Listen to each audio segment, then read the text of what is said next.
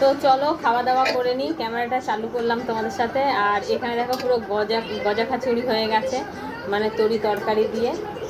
তো আর এই টকের ডাল, আর সত্যি কথা গরমকালে টকের ডাল খুবই ভালো লাগে। একটু আওয়াজটা কমাম না।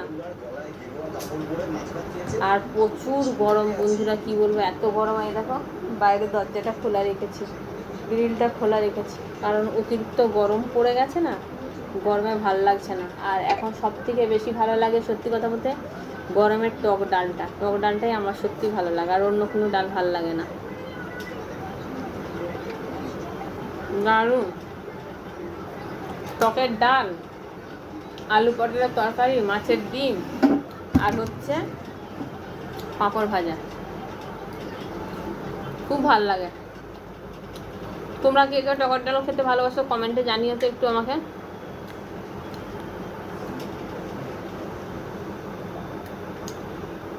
আমাদের বাড়িতে পটল আমি বেশি পছন্দ করি, ঠিক আছে, আর কেউ পছন্দ করে না।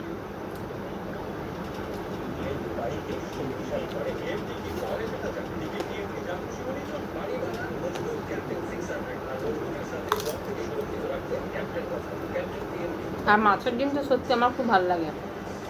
মাছের ডিম তুমিও ভালোবাসো তাই না? মাছের ডিম আমিও ভালোবাসি।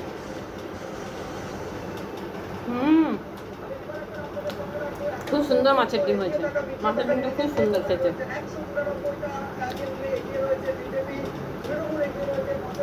আমার যদি টকের ডাল হয়ে যায়, ঠিক আছে, আর একটু আলু ভাজা কি আলু সেদ্ধ, আমার আর কিচ্ছু চাই না।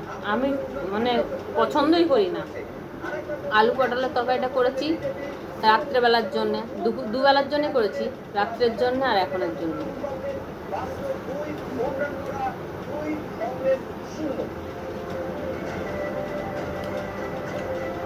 তো চলো খাওয়া দাওয়াটা করি, ঠিক আছে।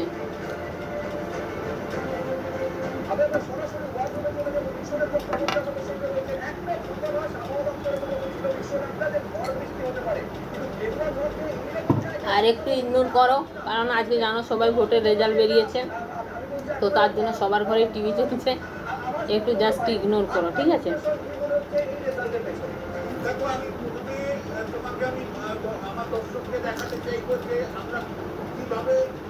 তো বন্ধুরা যদি খাবে চলে এসো ঝটপট, এখন দুপুর 2টো বাজে, তাড়াতাড়ি চলে এসো। গরমে সবাই টকের ডালটা বেশি করে খেও, ঠিক আছে। চলো খেতে খেতে আর কথা বলতে পারছি না, খেয়ে নিই তারপরে, ঠিক আছে, টাটা।